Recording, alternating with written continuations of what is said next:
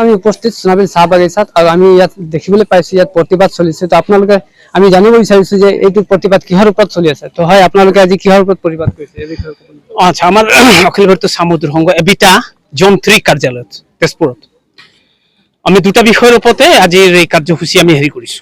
প্ৰথমটো হৈছে মজুৰি। চাহ শ্ৰমিকে এতিয়া বৰ্তমানে 250 টকা পাই আছে। আমাৰ দাবীটো হৈছে 661 টকালৈকে মজুৰি বৃদ্ধি কৰিব লাগে। দ্বিতীয়টো হৈছে যে টিকা সময়ৰ নামত ঠিকা সময় যিটো বুলি কয় পাত চিঙা 224 কিলো ছিঙিব লাগে। সেই সময়ৰ এইটো টিকা সময় বুলি কয়। টিকা সময়ৰ পাত চিঙাত শ্ৰমিকৰ মজুৰি কৰ্তন কৰাৰ বেআইনী আইন বিৰোধী আৰু এটা হটকাৰী সিদ্ধান্ত লৈ মালিক পক্ষ আৰু অসম চাহ মজদুৰ সংঘই চুক্তি কৰিছে। এই চুক্তি অনুযায়ী প্ৰতি কিলো যদি 24 কিলোতকে কম ছিঙে শ্ৰমিকে, তেতিয়াহ'লে 3 টকা 5 টকা 6 টকা পৰ্যন্ত তেওঁলোকৰ মজুৰি প্ৰত্যেকটো স্লেব অনুযায়ী প্ৰত্যেকটো কেজিত তেনেকে মজুৰি কৰ্তন কৰাৰ বেআইনী চুক্তি তেওঁলোকে কৰিছে।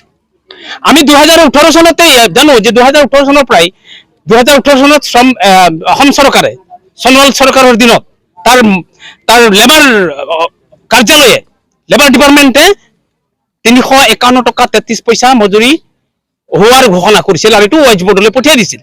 কিন্তু ৱেজ বৰ্ডত আমি দেখিছিলো CCPয়ে আৰু অসমৰ চাহ মালিক যিবিলাক সংগঠন আছে সেই সংগঠনে অনাহকত কোনো হেৰি নোহোৱাকে হকাবধা দিছে যে আমি এইটো দিব নোৱাৰি, আমাৰ লছ আছে। এই ধৰণৰ তেওঁলোকে হকাবধা কৰাৰ পিছত আজি পৰ্যন্ত অসম চৰকাৰে এই চুক্তি এই যে প্ৰস্তাৱ আছিল এই প্ৰস্তাৱ কাৰ্যকৰী কৰিব নোৱাৰিলে।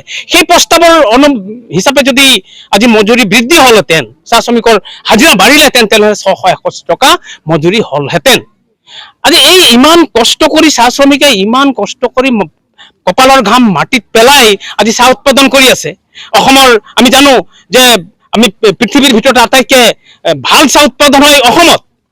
কিন্তু আমি দেখিছো যে আমি কেৰালা, আজি তামিলনাডুত আজি অসমৰ চাহ শ্ৰমিকতকৈ তেওঁলোকৰ মজুৰিটো বেছি, তেওঁলোকৰ কোৱালিটিও ভাল নহয় আৰু একৰ ৱাইজ তেওঁলোকৰ যি উৎপাদন সেই উৎপাদনো কম। কিন্তু তৎসত্ত্বেও আজি তামিলনাডুত 423 টকা মজুৰি পায়, কেৰালাত 25 টকা 80 পইচা প্ৰতিদিনৰ চাহ শ্ৰমিকে মজুৰি পায়। কিন্তু অসমত কিয় নহয়? অসমত দুই ধৰণৰ মজুৰি, এটা হৈছে বৰাক ভেলীত 228 টকা আৰু ব্ৰহ্মপুত্ৰ ভেলীত 250 টকা মজুৰি। এতিয়ালৈকে আজি 8 বছৰ হল চৰকাৰে হওক বা আজি মালিক পক্ষই মজুৰি বৃদ্ধি কৰাৰ কাৰণে কোনো পদক্ষেপে গ্ৰহণ নকৰিলে। মাত্ৰ এইটোকে অন্তৰ্বৰ্তীকালীন মজুৰি দি পেলাই তেওঁলোকে শান্ত লবিছে। গতিকে এই ধৰণৰ চৰম অন্যায় চাহ শ্ৰমিকৰ ওপৰত চলিছে। এই অন্যায়ৰ বিৰুদ্ধে আমি মজুৰি বৃদ্ধি কৰিব লাগে। আইন যি ব্যৱস্থা আছে আইনৰ আজি শাসন চলিব লাগে।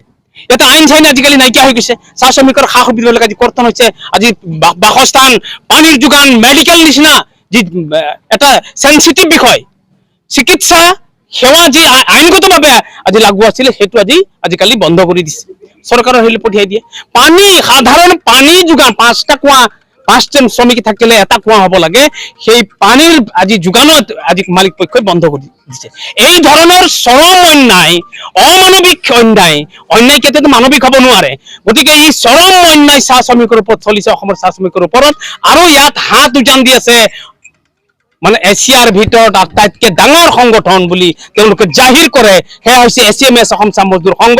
এই অসম চাহ মজদুৰ সংঘই বাৰে বাৰে চাহ শ্ৰমিকক বিশ্বাসঘাত কৰি আহিছে।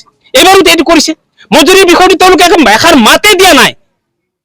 গতিকে অসম চাহ মজদুৰ সংঘৰ সাধাৰণ সম্পাদক আজিৰ শ্ৰম মন্ত্ৰী মাননীয় ৰূপেশ গোৱালা, আৰু তেওঁই হেৰি কৰে, চুক্তি কৰে হাজিৰা কমাব লাগে বুলি। গতিকে অখিল ভাৰতীয় চাহ মজদুৰ সংঘ ইয়াৰ তীব্ৰ বিৰোধিতা কৰিছে। আৰু সেইকাৰণে চাহ মালিকৰ আজি যি এবিটা তেজপুৰ জোন 3 কাৰ্যালয়ত আমি এই দাবী উত্থাপন কৰিছো।